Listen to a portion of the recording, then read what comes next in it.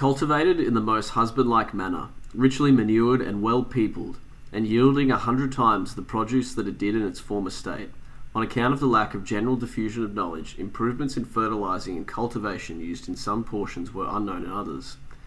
In the South Country, the cultivation seems to have been uniformly good, while throughout the North there were great tracts of land exhausted by continued crops and ignorant tillers. However, for more than 50 years before the Industrial Revolution, there were extensive improvements in the methods of agriculture, brought about, for the most part, by the landed gentry who had acquired a knowledge of experimental farming, and whose capital enabled them to put it into practical test. Root crops and artificial grasses were adopted to utilize fallow land and poor pastures. The introduction of rotation of crops did away with exhaustion of the soil.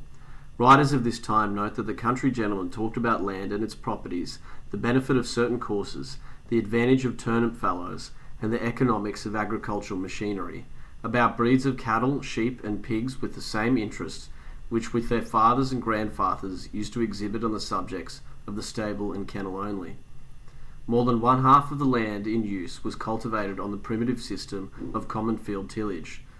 Though the peasants' revolt and other economic forces had broken up the old manorial system, the village organisation as the centre of open field farms still existed over a large portion of the country.